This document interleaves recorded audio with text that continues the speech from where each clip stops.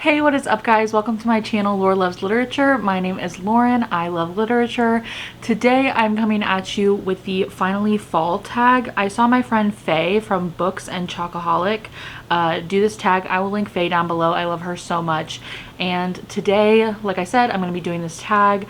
I've decided to pop up the pictures for everything, so editing me definitely hates me, but that's just where we're at today.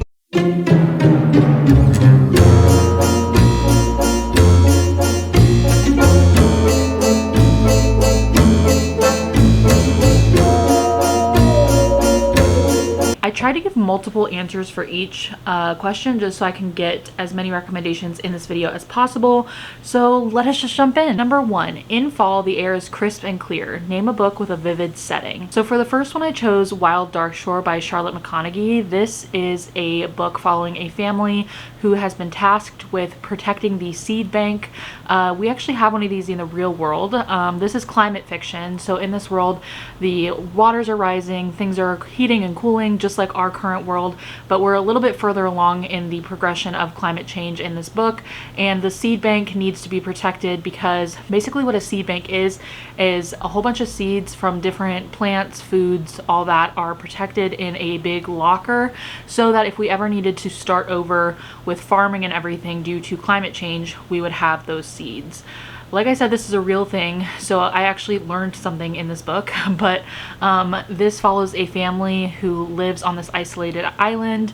It's a father and his 3 children, and this book, the setting is just so stunning. It is on this island with like big waves and rocks and all these animals. I just felt like I could picture every single picture. I felt like I could picture every single description that Charlotte McConaghy gave. Also, her book Migrations is another great example of this. I just think Charlotte McConaghy is great with description. I would highly recommend her. If you haven't watched my past few videos, I've been raving about her. She's a new author that I have found this year, and I absolutely love her. So my next book is actually a book that I only rated 3 stars. I rated Wild Dark Shore 5 stars, but it is Starling House by Alix E. Harrow. I really enjoy Alix E. Harrow's writing, but sometimes the actual plot doesn't hit for me, and that was the case for Starling House. I just wanted a little bit more out of the, either I wanted more romance or less romance. It was kind of lukewarm, which I didn't love, and I felt like it really kind of threw the plot off for me. But this question is about setting, and this takes place in a creepy house, Starling House, and we have our main character Opal as she is becoming a cleaning lady for this haunted house basically that everyone stays away from. And the descriptions of each room of the house and how the dust has settled and everything, I could just picture it all, and I really enjoyed this book, even though I ended up giving it only 3 stars, which isn't a bad rating. I just want to say that. Number 2, nature is beautiful but also dying. Name a book that is beautifully written but also deals with a heavy topic like loss or grief. So I have 3 answers for this one. First, I have Shark Heart. This book I recently read and gave 4 stars. This follows our main character as she is in her first year of marriage and her husband is turning into a great white shark. It is our world, but it's dystopian because there are these genetic mutations that people can get or be born with, obviously, that make them turn into animals over time. There's different mutations for different animals, obviously, and some are more common than others. Like, I believe it said like lizards are very common, but something like a great white shark is very rare. And just so much of this book felt like a metaphor for losing somebody to something out of your control. And that is a big grief topic, and I think that it just overall hit really hard for me. And especially if you know someone with an illness, this book just really felt like it spoke to that. And yeah, so definitely Shark Heart. Another answer would be I Cheerfully Refuse. I read this at the recommendation of Elizabeth from, what is Elizabeth's channel? Oh, Plant-Based Bride. I will link her down below as well. I love Elizabeth's videos. A lot of times they're really long, and I love that because I can just sit there with like a cup of coffee and just listen to her talk about books. I told her in her comment section that I felt like I was back in college chatting with other friends about books when I watch her videos. So, but I Cheerfully Refuse follows this man as he is grieving the loss of his wife, and kind of this big misunderstanding that happens in his life that leads to the loss of his wife. And he goes on a boat on this big kind of grand adventure, and it is just, I don't know, it is just such a touching and tender story that I really enjoyed it. I believe I gave it 4 or 5 stars. And finally, The Haar. This is a horror novel, and if you are not a big horror reader, you may not know this, but a lot of horror novels are very grief-centric. At least in my experience. A lot of what I read, the base of it is grief and suffering and loss, and that is usually the extent of the horror that I read. The Haar follows, I believe her name was Miriam or Miriam. She has lost her husband and these big companies. She lives on this beautiful patch of land, and this big company is coming and trying to get her to sell her home so that they can build a golf course. And Miriam is like, if that's not her name, I apologize, but I believe that's what it is. But she's like, no, I'm not going to sell. I love this house. I've lived here basically my whole life with my husband, and now that he's gone, this is where I feel closest to him. And she just keeps getting pushed and pushed, and even like dirty plays by this company to try and get her to sell, trying to scare her out of her house. And one day she's out at the beach kind of losing her mind a little bit just because of everything that's going on, and this creature comes out of the water and basically says, I'm gonna take care of you. And it's horror, like I said. This is one of the most gruesome books I've ever read in my life. I know that description does not sound like it, but this creature will go to any length to protect Miriam and keep her. And that's all I'm gonna say. If you need to look up trigger warnings, look up trigger warnings. But number 3, fall is back to school season. Share a nonfiction book that taught you something new. So I really have been slacking with my nonfiction. I tried to keep all my answers in this tag to books that I read this year, and I think I've only read 23 books this year, so I had to kind of pick and choose very hard. I think the only nonfiction I've read this year is Atomic Habits.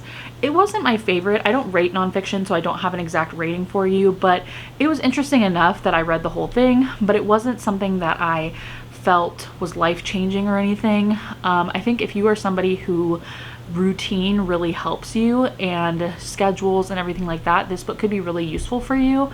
But overall, I think this book was a good read, but it wasn't something that will be sticking with me. I actually unhauled it already, so sorry. Number 4, in order to keep warm, it's good to spend time with the people we love. Name a fictional family / household / friend group that you'd love to be a part of. So for this, I picked 2 groups. My cat is rubbing on my tripod and my camera is dying. Love that. Okay, hello, I'm back. I apologize if the angle has changed or anything. My camera died and yeah, we had to charge it. But I was on number 4. Name a fictional family, household, friend group that you'd like to be a part of. I chose 2. The first one is Cinnamon and Brie from Kimberly Lemming's, what did she call them? The Mead Mishap? Yes, the Mead Mishap series. That is the series that if you've seen it going around, it's like I got drunk and saved a demon, I got drunk and yeeted a love potion at a werewolf. Those books are so fun, and I loved Cinnamon and Brie. They are best friends and they are just so funny, and I just loved them as characters and their partners that they end up with, and just the whole series just had a really cozy vibe to it, and I really enjoyed those characters, and I would love to be friends with them and their partners. I also chose the Blackwell family from the Dead Girls Club series by L.M. Ramirez. I recently read Virgin Sacrifice, which this is a dark romance series with serial killers as a why choose, and you're like, Lauren, WTF. And the reason I chose them is because I feel like if I was their friend / family, I was in their group, first of all, I would not be like a killer, but I'm saying I would be protected by them. And I love the twins, the Blackwell twins. They're bad people, but they're so cute. Yeah, I just think it would be good to be in their little squad, to be protected from all the bad people, because they are the kind of guys that are like, you lay a hand on her, that hand's coming off. So number 5, the colorful leaves are piling up on the ground. Show us a pile of fall colored spines. I honestly, just like Faye said in her video, I do not like this question. I think it's a little silly. Let's just pretend that works. Yeah? Yeah. All right. Number 6.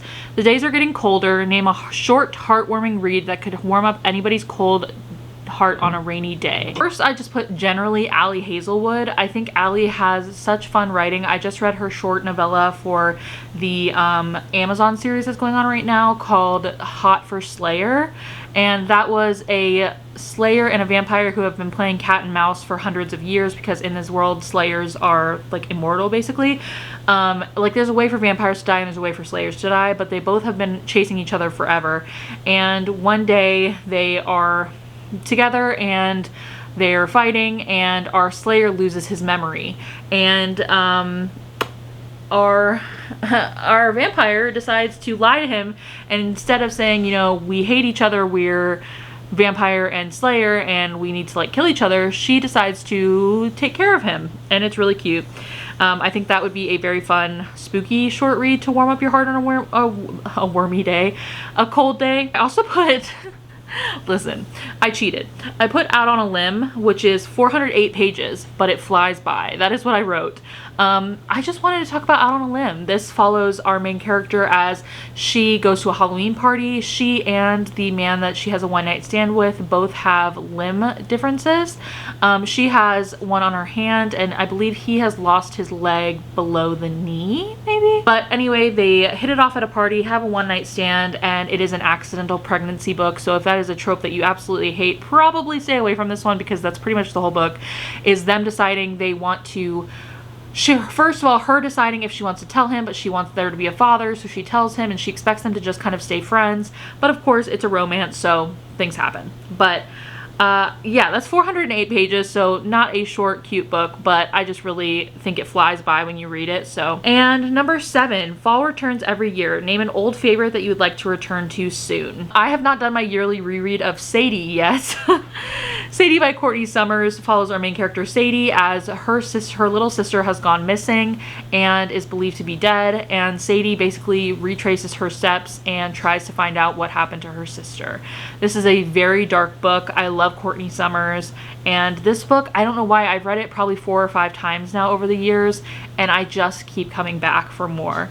It is so, just the writing just gets me. Sadie as a character is so interesting to me, and yeah. And my next book would be Our Wives Under the Sea. This book, I just made Sam. I'll actually link the video down below. Sam, I love you so much. Sam read Our Wives Under the Sea. I did it as her trick-or-treat for her Booktober that she's doing. And she read Our Wives Under the Sea for me, and I'll let you figure out how she felt about it. But I love this book so much. It is a very, very slow, dark exploration of grief and love and loss and mourning somebody who is still in front of you.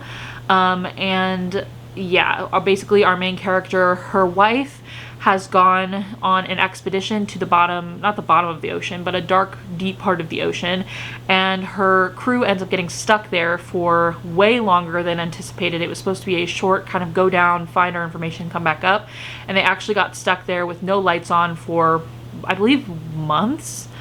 And she comes back, and her wife, the wife that was under the sea, is different in ways that she really can't explain. And it's just so beautiful. I loved that book so much, and I would really love to reread it. I think the audiobook's only like 5 or 6 hours, and I remember I stayed up till 4 a.m. listening to it, and I just read it in one shot because I just loved it so much. And number 8, fall is the perfect time for cozy reading nights. Share your favorite cozy reading accessories. So I will say I was not a believer in the Kindle stand that you can like lay down in your bed and the stand will be over you, and you can like click the button to like change the pages. But let me tell you, when you do not feel well, or you just want to relax and have the covers pulled up to your neck and your arms under the covers, and you can just turn the pages without moving your hands or anything, it is the perfect solution. So that's definitely one of them. These aren't cozy, but annotation tabs, I always use these tabs. I know a lot of people get tabs that match the books, like a muted palette or all browns or whatever, but I use the same neon pack for every single book that I annotate. It just makes it easier on my brain. And then also, I have my Kindle here. I have this MagSafe grip on it. It says, Hopeless Romantic Reader Society, Falling in Love One Page at a Time. I got this from a local shop, so I'm not really sure where to get it for you. But I also have the clear Kindle case, and I just took craft paper and cut out so I could put it in my Kindle case. So that's a hack for you. That's a hack. That is the tag for y'all today. Thank you so much for watching. Make sure to give this video a thumbs up and hit the subscribe button if you have not already. Check out all the people I mentioned down below for sure, and I will talk to you very, very soon. Thanks. Bye.